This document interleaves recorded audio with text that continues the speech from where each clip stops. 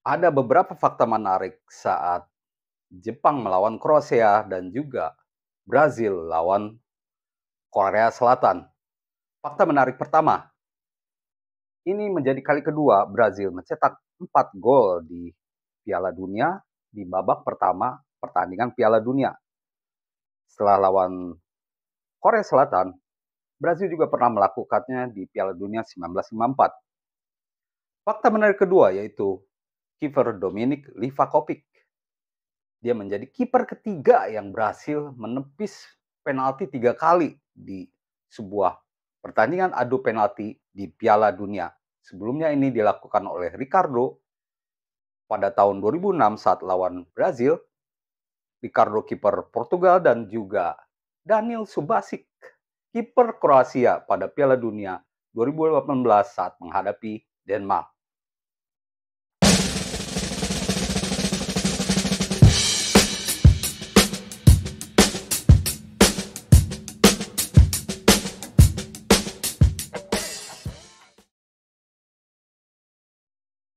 Halo teman-teman, jumpa lagi dengan saya Depri Saipullah.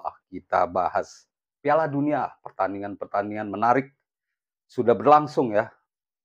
Dan semalam sampai dini hari kita menyaksikan perjuangan tim-tim Asia yang harus kalah dari lawan mereka Kroasia dan Brazil. Sangat disayangkan, Asia sudah berjuang keras untuk lolos ke 16 besar.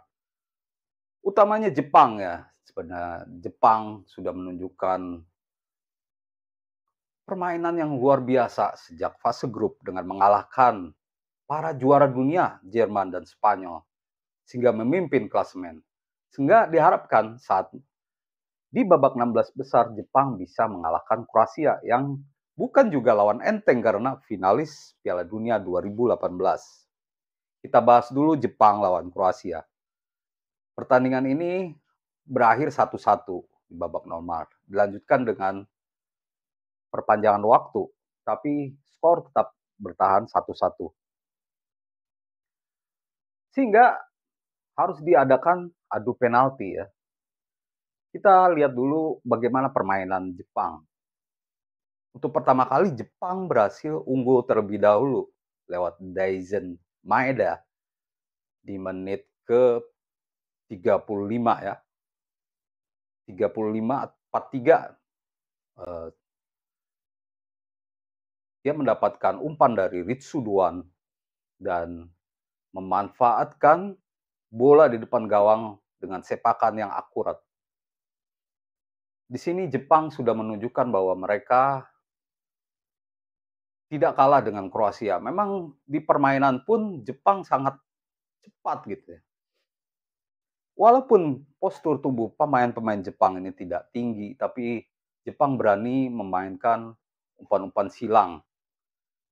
Lalu saat melawan Kroasia, Jepang juga beberapa kali saya lihat berhasil menghalau para bek mereka berhasil menghalau bola, berani adu permainan bola-bola atas dan berhasil gitu.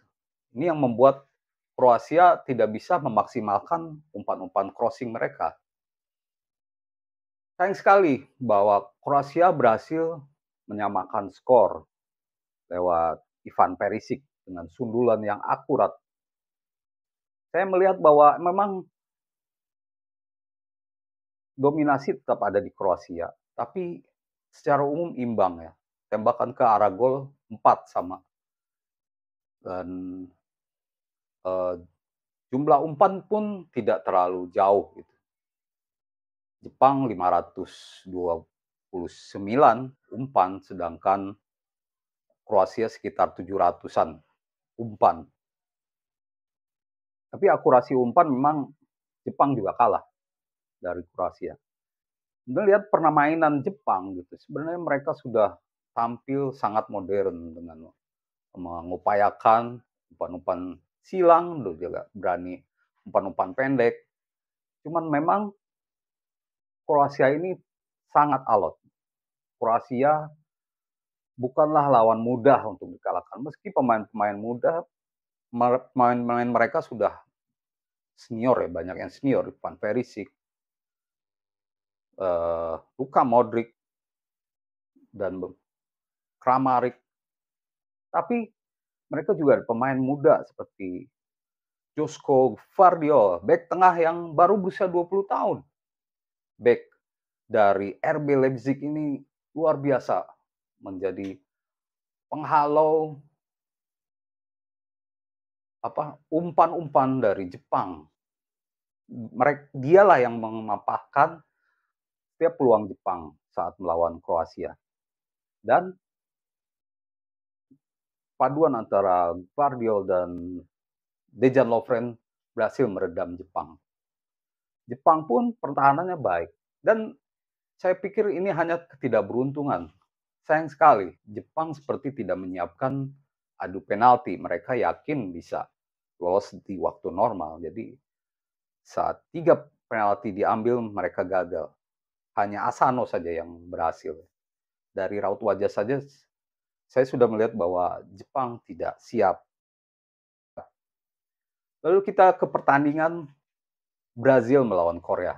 Ini pertandingan seperti yang saya sebutkan sebelumnya, bahwa Korea Selatan punya potensi untuk mengejutkan Brazil. Mereka punya kecepatan, postur mereka tidak kalah dari pemain Brazil. Tapi kesalahan dilakukan pemain Korea Selatan yang tampak kedodoran menghadapi lini tengah Brazil yang digarang Casemiro, Lucas Paqueta, Raphinha, Neymar, dan Vinicius Junior. 5 pemain ini mengacak-acak pertahanan Korea Selatan dengan mudah. Jadi sejak di tengah itu dengan mudah Brazil mengobrak-abrik pertahanan Korea Selatan.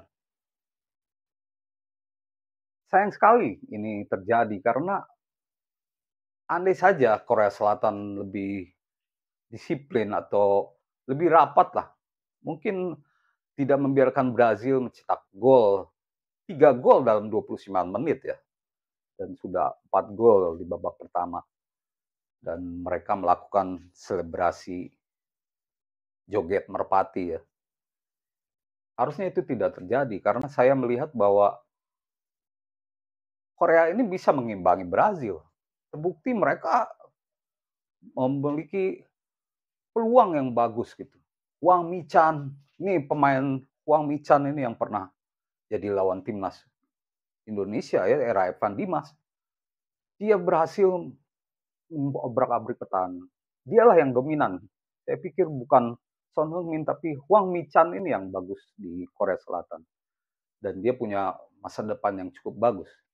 Jadi kesalahan Korea Selatan adalah membiarkan pertahanan terlalu lowong sehingga diobrak-abrik oleh Brazil. Padahal dari segi umpan saja Korea Selatan tidak kalah jauh. Terus umpan berhasil juga tidak terlalu jauh. Jumlah tembakan pun tidak terlalu jauh. Mereka shoot ke arah gawang sebanyak 6 kali, sedangkan Brazil 9 kali. Sebenarnya bisa diimbangi asal pertahanan Korea Selatan bisa lebih baik menghadapi Brazil. Begitu ulasan pertandingan, 2 pertandingan. Dan lalu bagaimana Brazil lawan Kroasia di perempat final ini atau 8 besar? Ini duel menarik. Brazil dengan talenta yang melimpah, saya pikir akan kesulitan menghadapi Kroasia. Brazil harus melewati kedisiplinan bek-bek Kroasia yang tentu tidak seperti Korea Selatan. Seperti yang saya sebut, duet bek tengah Josko Gvardiol dan Dejan Lovren bakal menjadi mimpi buruk untuk Brazil. Belum lagi ada Barisic dan Juranovic di fullback ya, posisi fullback. Di tengah ada Luka Modric, lalu ada